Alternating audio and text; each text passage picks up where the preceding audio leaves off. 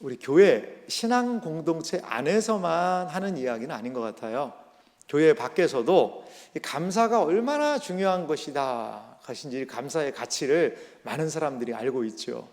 제가 감사에 대한 책을 읽다가요, 한 분이 쓴 책을 좀 봤는데요, 거기에 감사의 가치에 대해서 이렇게 얘기하는 부분이 있어서 제가 좀 가져와 봤습니다. 감사를 하면 어떤 점이 좋을까요? 우선 감사할 줄 아는 사람에게는 감사할 일이 자주 생깁니다. 그러니까 감사할 줄 아는 사람에게 뭐가요? 감사할 일이 더 자주 생긴대요. 이분의 이야기를 좀 들어볼까요? 감사할 줄 아는 사람은 상대방의 마음을 잘 헤아리고 그 덕분에 주변 사람에게서 더욱 많은 호의를 받게 됩니다. 감사하는 사람이요, 어떻게 감사할 수 있죠? 감사하려면 감사의 거리를 찾아야 되잖아요. 그러니까 주변 사람을 잘 살펴야 감사할 수 있다는 거죠. 그 덕분에 주변의 사람들한테 이 감사를 잘하는 사람은 더욱 많은 호의를 받게 된다. 다시 말해 진심 어린 감사의 표현은 긍정적 관계를 촉진하고 더 많은 감사의 순간을 만드는 촉매제가 되는 것이지요. 긍정적인 관계를, 감사는 관계 안에 있는 언어 아니겠어요? 그러니까 감사를 통해 인간 관계가요, 어떻게 해요? 더 촉진하고 발전적으로 더 많은 감사의 순간을 만드는 뭐가 된다는 거죠? 촉매제가 바로 감사라는 거죠. 엄성우라는 분이 쓴 그 책, 어떻게 어른이 되는가라는 책이 있더라고요. 이분이 서울대학교에서 가르치는 교수님이시더라고요.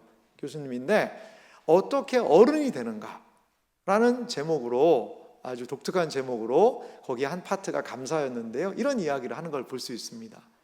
감사가 좋다는 건 다 알아요. 그런데 감사는요, 기독교 신앙만, 우리만 감사하자고 이야기하는 것이 아니라 인류 보편적으로 교회의 울타리를 넘어서도 많은 사람들이 진정으로 감사해야 된다라고 이야기를 하고 있습니다. 그러면 우리의 감사가 이 땅에 있는 감사와 어떤 점에서 연결이 되고, 우리는 신앙인으로서 우리의 감사의 대상이신 하나님을 향해 과연 어떻게 감사할 수 있을까를 오늘 성경 이 말씀을 통해 함께 살펴보기 원합니다.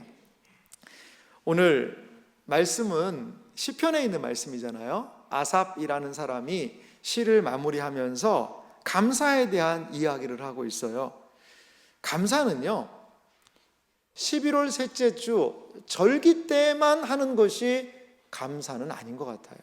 단순하게 이 절기 때 감사에 대한 설교를 한번 들어야 올 한 해를 마무리할 수 있다라는 그러한 내용만은 아닌 것 같습니다.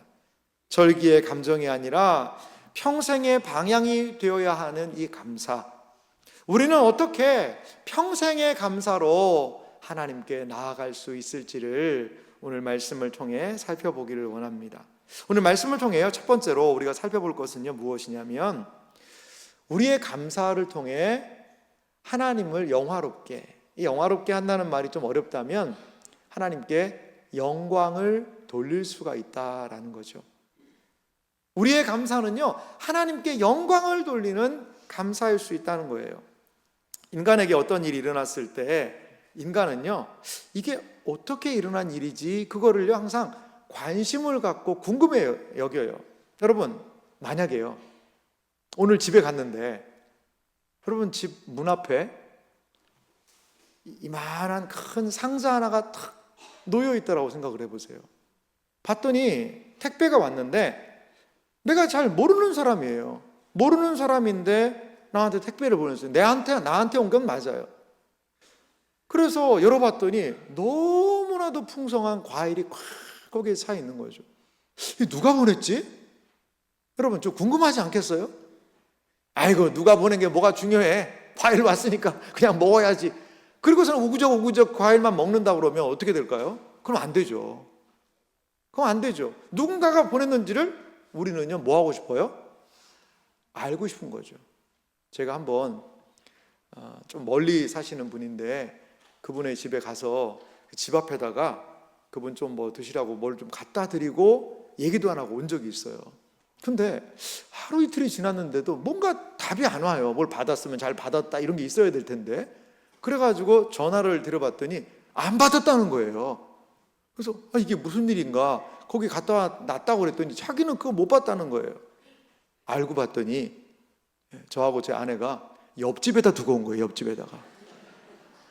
근데 옆집 사람이 뭐 자기랑 전혀 상관이 없으면 그냥 둬야 될 텐데 홀딱 자기 집으로 가져가 버린 거예요.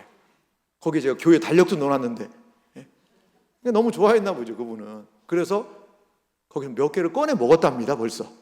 그래서 이제 옆집에 가서 그게 나한테 온 거다라고 마지막 좀 남은 거를 회수해 가지고 왔다, 이런 이야기를 하시더라고요. 여러분, 누가 보낸지를 알아야 먹을 거 아닙니까, 여러분? 그리고 감사해야 되는 건 아니겠어요? 마찬가지예요. 우리의 삶의 감사의 출발점은 무엇일까요? 그것은 바로 누군가 내게 베푼 이 호의를 발견하고 싶은 마음, 거기에서 감사는 출발하게 된다는 거죠. 오늘 시편 50편의 핵심은 뭐냐면요, 감사로 제사를 드리는 자가 나를 영화롭게 한다라는 그런 내용이에요. 오늘 23절 말씀을 다시 한번 보실까요? 감사로 제사를 드리는 자가 나를 영화롭게 하나니 그의 행위를 옳게 하는 자에게 내가 하나님의 구원을 보이리라. 아멘. 오늘 성경 말씀 보니까 좀 독특한 게 있어요. 조금 이 구절을 설명을 드리면 감사라는 단어와 제사를요 연결을 시키고 있어요. 여러분, 감사가 제사와 연결이 될까요? 이 제사라는 것은 뭐 조상님께 드리는 그런 제사만이 아니라 우리식으로 성경에서 얘기하는 거는 구약시대 제사 제도를 얘기하고요, 우리가 더 이해하기 쉬운 용어는 뭐냐면 예배입니다. 예배. 감사를 예배랑 연결을 시키고 있는 거죠. 여러분, 감사가 왜 예배와 이렇게 연결이 될까요? 그것은 이 감사는요 예배의 출발점이 된다는 거죠. 구약시대에 이스라엘 백성이 하나님께 제사, 예배를 드렸어요. 그것은 단순한 예식이, 의식이 아닙니다. 우리 항상 식전에 행사가 있잖아요. 뭐 국민의례라는 것을 딱 식전에 의식을 한 다음에 그 다음에 본행사를 예전에 많이 했지 않습니까? 근데 예배는 식전 의식이 결코 아니라는 거죠. 그럼 예배는 뭘까요? 하나님의 은혜에 반응하는 거예요. 구약시대의 이스라엘 백성들이 하나님께 제사를 올리던 것은요 단순한 의전 예식이 아니라 하나님이 주시고 하나님이 함께 하신 것에 대한 뭐라는 거죠? 반응이에요. 반응을 보이는 거예요. 그렇습니다. 하나님께 보이는 첫 반응, 그것은 무엇이죠? 하나님을 향한 인간의 가장 중요한 반응이 무엇일까요? 그것이 바로 감사라는 거죠. 그래서 감사를 통해 제사, 감사를 통해 예배 드려야 한다라는 겁니다. 또한 이 감사라는 것 안에는 뭐가 담겨 있냐면요 고백이 담겨 있습니다. 감사드린다는 것은 단순한 뭐 마음 가운데 고마운 마음을 갖는 것 그 이상입니다. 감사는요 내가 누리는 모든 것이 하나님께로부터 왔습니다. 나의 삶의 주인이 하나님이십니다. 나의 모든 것을 공급하시는 것은 하나님의 은혜입니다 라고 하나님을 뭐라는 거죠? 인정하는 것이 바로 감사입니다. 하나님의 사람 다윗은 자신의 감사를 이렇게 고백하고 있는 것을 볼 수 있는데요, 다윗은 역대상 29장 13절과 14절에서 이렇게 말하고 있습니다. 우리 하나님이여, 이제 우리가 주께 감사하오며 주의 영화로운 이름을 찬양하나이다. 여러분, 감사와 찬양은 그래서 함께 같이 가요. 감사는 하나님의 주신 은혜에 대한 우리의 반응이 감사인데요, 이거는 찬양하고 너무나도 함께 가는 거예요. 붙어 있어요. 그렇습니다. 그래서 감사하는 사람은 하나님을 찬양할 수 있는 거죠. 다윗은 또한 뭐를 감사하고 찬양했을까요? 14절은 이렇게 말합니다. 나와 내 백성이 무엇이기에 이처럼 즐거운 마음으로 드릴 힘이 있었나이까? 모든 것이 주께로 말미암아 싸우니 우리가 주의 손에서 받은 것으로 주께 드렸을 뿐이니이다. 아멘. 이것은 하나님의 사람 다윗의 고백이에요. 다윗은 성전을 건축하지 못했어요. 하지만 성전 건축을 준비했지요. 그러면서 이 모든 삶을 감사하며 하나님께 드릴 힘은 하나님이 주신 은혜입니다라고 고백하며 감사의 고백을 하고 있는 것을 볼 수가 있습니다. 감사는 하나님에 대한 인정입니다. 감사는 예배가 출발되는 시작점이기도 합니다. 이렇게 감사는 하나님과 긴밀하게 연결되어 있는 행동임을 우리는 기억해야 됩니다. 우리의 감사가 단순히 이 땅을 맴도는 메아리가 아니라 우리의 진정한 감사가 하나님과 연결되어 있다는 사실을 여러분 기억하시기를 바랍니다. 그런데 오늘 성경이 다시 한번 23절 말씀 보면요, 감사로 제사를 드리는 자가 어떻게 된다는 거죠? 나를 영화롭게 하나니라고 말씀하신다는 거죠. 이 감사를 따라 제사를 드리게 되면 어떤 일이 일어난다는 거죠? 하나님을 영화롭게, 하나님께서요 영광을 받으신다는 거예요. 다른 말로 하나님이 기뻐하신다라는 거죠. 이것이 어떻게 가능할까요? 감사로 하나님께 예배 드릴 때 우리 안에 나타나는 반응이 있어요. 그것은 뭐냐면 나 중심에서 하나님 중심으로 이동이 일어나는 것이 감사로 드리는 예배라는 거예요. 저는 신앙에 있어서 가장 중요한 게 뭐냐면 이 내 중심에 누가 자리 잡고 있느냐, 이게 좀 가장 중요한 문제라고 보거든요. 우리는 신앙생활 할 때 항상 모든 것들이 가만히 있게 되면 나 중심적으로 살 수밖에 없잖아요. 그런데 하나님께 감사를 하고 하나님께 예배를 드리면서 내가 탁 중심에 있는 것에서 어떻게 되냐? 삶의 재배열이 일어나는 거예요. 아하, 내 삶이 내가 중심이 아니구나. 하나님께서 주신 은혜고 하나님께서 주시는 힘이구나. 그러면서 내가 인생의 중심부에서 옆으로 내려오게 되는 것, 이것이 감사를 통한 예배로 나타나게 된다는 거죠. 이렇게 삶의 재정렬이 감사를 통하여 일어날 수 있다는 사실을 여러분 기억하시기 바랍니다. 조지 뮬러라는 분이 계셨어요. 이분은 영국에서 계시는 분인데요, 이 조지 뮬러 이분은 이 고아들을 위하여서 너무나도 많은 사역을 한 분이에요. 그 당시에 영국이 자녀들에 대해서, 부모가 없는 아이들에 대해서 제대로 된 케어를 하지 못했거든요. 그런데 이 조지 뮬러가 기도하면서 그 고아들을 거두어서 살려고 시작을 했어요. 자료에 보니까요, 조지 뮬러를 통해서 양육받았던 그 당시에 고아 아이들이 얼마나 되냐? 10,000명이라는 거예요. 10,000명, 10,000명. 이렇게 많은 아이들을 길러낸 것이 조지 뮬러였습니다. 그런데 이 조지 뮬러가 아이들을 양육하고 하는데 이게 뭐 그때는 뭐 한 18세기니까 뭐 사회복지 제도가 발달한 것도 아니고 누가 막 그냥 여러 가지 재원을 보내주는 것도 아니잖아요. 늘 조지 뮬러 기도하는 거죠. 그리고 아이들을 먹이기에 늘 부족함이 많지 않겠습니까? 어느 날 아침이 됐어요. 근데 봤더니요, 아이들이 식당에 모였는데 먹을 게 없는 거예요. 먹을 게 없는 거예요. 그러자 한 스텝이 물어봅니다. 지금 우리 어떻게 뭘 해야 됩니까? 라고 하자 조지 뮬러가 이렇게 얘기했다고 그래요. 우리는 감사하며 기도할 것입니다.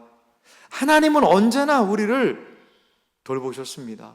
여러분, 아무것도 식탁 위에 없는데 아이들은 먹여야 되고, 그런 상황에서 이렇게 이야기한다는 게 참 쉽지 않을 거예요. 그리고 이러한 말을 한 다음에 뮬러가 이렇게 기도했다고 합니다. 하나님, 오늘도 우리를 먹이시고 돌보시는 은혜에 감사합니다. 아니, 아무것도 먹을 게 없는데 먹이시고 돌보신 하나님께 감사한다? 참 어떻게 보면 대책 없는 기도일 수 있죠. 그런데 그 기도가 끝나고 얼마 되지 않아 누가 문을 두드리는 거예요. 문 두드리는 소리가 나가지고 딱 문을 열어봤더니 이 빵집의 그 사장님이 빵을 가져온 거예요. 그것도 양을 꽤 많이요. 어제 밤에 이 아이들이 좀 너무 생각이 나서 제가 이렇게 좀 빵을 마련해 왔습니다. 조지 뮬러 목사님, 이거를 아이들에게 좀 나누어 주세요. 빵이 온 거죠. 여러분, 급하게 빵만 먹으면 어떻게 돼요? 목이 메이고 체하잖아요. 그러고 있는데 또 빵을 막 나눠주고 있는데 누가 문을 두드리는 거예요. 봤더니요, 이건 우유를 하는 그 사장님이 온 거예요. 왜 왔나 봤더니 자기가 우유를 저기 시장에다가 지금 내다 갖다 줘야 되는데 오늘 수레가 고장이 났대요. 이 수레가 고장이 나가지고 갈 수가 없다라는 거죠, 시장까지. 그래서 우유가 다 상하게 됐으니 그럴 바에야 우리 아이들에게 이 우유를 좀 주면 좋겠습니다. 그래서 그분들과 가서 그 우유를 가져다가 아이들을 먹이는 거죠. 그렇습니다, 여러분. 조지 뮬러는요, 하나님을 인정하고 하나님을 의지하고 하나님에 대한 감사의 고백으로 나아갔던 삶이 어떻게 보면 조지 뮬러의 삶 아니었을까? 이러한 생각이 듭니다. 그렇습니다. 사랑하는 성도 여러분, 우리의 삶에 하나님이 원하시는 좀 감사가 있었으면 좋겠고, 우리의 예배에 하나님께 감사, 우리의 삶에 하나님께 감사드릴 때 하나님께서 우리의 삶을 영광과 기쁨으로 받아주신다. 이것을 여러분들이 기억하는 복된 삶이 되시기를 바랍니다. 그래요, 우리가 감사하는 것을 통해, 감사로 예배드리는 것을 통해 하나님은 반드시 영광을 받으시고 기뻐하세요. 또한 오늘 성경 본문이 우리에게 말해주고 있는 게 있는데, 그것은 뭐냐면 삶으로 드리는 순종의 감사를 오늘 성경이 말씀을 하고 있습니다. 다시 시편 50편 23절 말씀 보실래요? 감사로 제사를 드리는 자가 나를 영화롭게 하나니, 자, 이어서 이렇게 말하죠. 그의 행위를 옳게 하는 자에게 내가 하나님의 구원을 보이리라. 하나님께 영광 돌리는 감사에 대한 이야기를 하면서 그 다음에 행위를 옳게 하는 자, 행위에 대한 이야기가 나오는 것을 볼 수가 있습니다. 여러분, 예배로 나아가는 우리의 감사는요, 마음의 고백이죠. 예배할 때 하나님에 대한 고백을 마음에 담아서 예배 드려요. 하지만 감사는 입술의 말보다 무엇으로? 삶의 방향으로 드러날 수 있어야 한다라는 것입니다. 참된 감사, 진짜 감사는 매 순간 하나님께로, 하나님이 원하시는 삶으로 살아가는 것이죠. 저는 이것을 이렇게 한번 정리해 봤어요. 감사는 뭐냐? 마음의 내적인 고백이죠. 우리가 감사하는 것은. 그런데 단순한 입술의 고백, 마음의 고백, 내적인 태도만이 거기에서 머물러서는 안 되고, 오늘 성경이 말하는 건 이럴 것 같아요. 의도는 옳은 행위를 가라는 거죠. 그것은 무엇이냐? 삶의 고백입니다. 외적인 삶의 고백이 감사의 무엇으로? 열매로. 내 마음 안에 있는 감사가 거기에서 마음 안에서만 끝나는 것이 아니라 내 삶의 옳은 행위로 드러나고, 그 옳은 행위는 무엇이냐? 나의 감사에 대한 삶의 고백, 삶의 모습이 아닐까요? 여러분, 그렇습니다. 범사에 감사한다는 말을 우리는 합니다. 그런데 범사에 감사한다는 것은요, 모든 상황에서 하나님을 신뢰하는 것이지요. 그분의 뜻을 따르려는 마음을 품는 것입니다.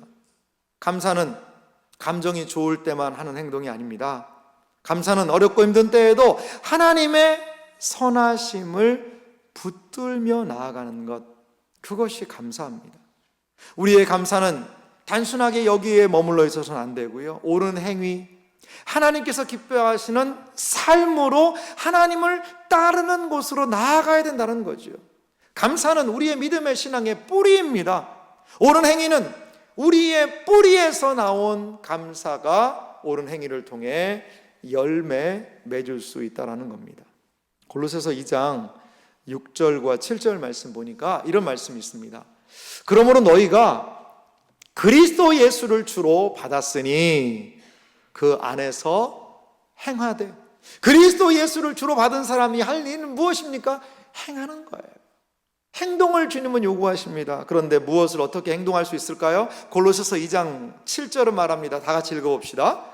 그 안에 뿌리를 박으며 세움을 받아 교훈을 받은 대로 믿음에 굳게 서서 감사함을 넘치게 하라. 할렐루야.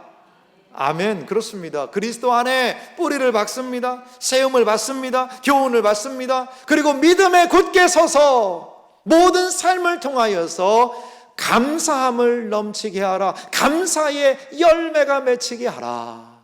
성경 우리에게 말하고 있어요. 사랑하는 성도 여러분, 우리의 감사는 우리의 내면 안에만 머물러 있을 수 없습니다. 감사는 예배용이 아닙니다. 감사는 예배 드릴 때만 필요한 덕목이 아닙니다. 예배 드릴 때 감사로 하나님께 영광 돌렸다면 이제 그 감사를 품고 우리의 삶으로 나아가 가정에서, 직장에서, 사업에서, 학업에서 우리가 처한 모든 환경을 통해서 하나님이 원하시는 감사의 옳은 행실, 감사의 열매를 맺을 수 있는 이 자리에 계신 모든 분들이 되시기를 주님의 이름으로 축원합니다. 그렇습니다. 감사를 통한 하나님께 영광, 감사의 열매가 경험되어지는 우리의 삶. 오늘 성경은 이것으로 끝나지 않아요. 이 감사를 통해 감사는 구원의 길로 우리를 인도한다라는 것입니다. 시편 50편 23절 말씀을요, 앞에서 들었던 내용들을 정리하면서 우리 좀 천천히 다시 한번 읽어볼까요? 함께 같이 읽읍시다. 감사로 제사 드리는 자가 나를 영화롭게 하나니 그의 행위를 옳게 하는 자에게 내가 하나님의 구원을 보이리라. 아멘. 여러분, 오늘 성경이요, 하나님의 구원을 보이리라 이렇게 말해요. 아니, 그러면 하나님께서 어떻게 구원하시는가 볼 수 있다는 얘기인가? 네, 그렇습니다. 근데 이 보다는 의미가 내 눈으로 보다는 의미가 아니에요. 하나님의 구원을 보이리라 할 때 이 보다는 뜻은 어떤 뜻이냐면 하나님의 구원을 경험하게 해주겠다, 하나님의 구원을 체험하게 해주겠다라는 의미가 거기 안에 담겨 있습니다. 구원이라는 것이 단순한 추상적인 개념이 아니라 삶에서 실제로 경험할 수 있는 것이라는 거죠. 감사로 예배하는 예배자, 삶에서 순종하며 사는 사람은 하나님의 구원의 역사를 경험할 수 있다는 사실을, 하나님의 구원의 역사가 그의 삶에 나타날 수 있다는 사실을 여러분 믿으시기 바랍니다. 그렇습니다. 삶의 위기에 하나님이 개입하세요. 할렐루야. 하나님께서 어려운 상황에서 우리를 보호하세요. 할렐루야. 어디로 가야 될지 모르는 상황에서 우리를 인도하세요. 돌보심을 경험하게 됩니다. 하나님의 개입하심, 이것은 감사로 예배드리며 감사의 열매를 맺어 나아가는 사람들에게 찾아오는 하나님의 은혜라는 거죠. 저는 이렇게 세 가지 관계를 정리를 이렇게 해봤어요. 감사로 제사 드리는 자는요, 내면의 고백으로 예배를 하게 되는 거죠. 그리고요, 이렇게 감사로 내면의 고백에 머무르지 않고 그 행위를 옳게 하는 자, 그것은요, 삶의 열매가 감사를 통해 드러나는 거죠. 열매 맺는 겁니다. 그러할 때 이 사람은 어떻게 되죠? 구원을 보는 자가 될 수 있다는 거죠. 구원을 보는 자, 하나님의 무엇 개입하심과 하나님의 응답과 하나님의 보호를 감사로 인생을 채우며 물들이는 평생 감사하는 자들에게 임할 수 있다는 사실을 여러분 기억하시기 바랍니다. 여러분 감사로 예배하시기 바랍니다. 삶으로 순종하시기 바랍니다. 그러면 하나님의 구원의 실체를 우리의 삶에서 경험하게 되리라 믿습니다. 미국에 유명한 복음 전도자가 있어요. 돌아가신 분인데요, 빌리 그레이엄이라는 분이 계세요. 이제 6.25 때도 이분이 우리나라에 오셨고요, 엑스플로어 74라는 엄청난 전도 집회를 우리나라에 해서 우리나라의 어떻게 복음의 영적인 지도를 한번 바꾼 분이 저는 빌리 그레이엄 목사님이 아닐까 이런 생각이 들어요. 그런데 이 빌리 그레이엄 목사님의 사모님이 계세요. 이름이 루스입니다. 루스벨 그레이엄이라는 분인데요, 이분이 돌아가신 묘비명이 상당히 독특합니다. 사진을 한번 보여주시면, 이분이 2007년에 이렇게 소천을 하셨는데 이제 그분의 묘비명이 이렇게 좀 기록이 되어 있습니다. 이분이요, 한국적인 배경이 있는 분이에요. 그래서 묘비에 여러분 보이시죠? 오를 의자가 적혀 있죠. 예, 오를 의자가. 근데 이분이 묘비명을 어떻게 썼는지 아세요? 제가 가져와 봤는데 이제 한글로 쓰여지지 않았어요.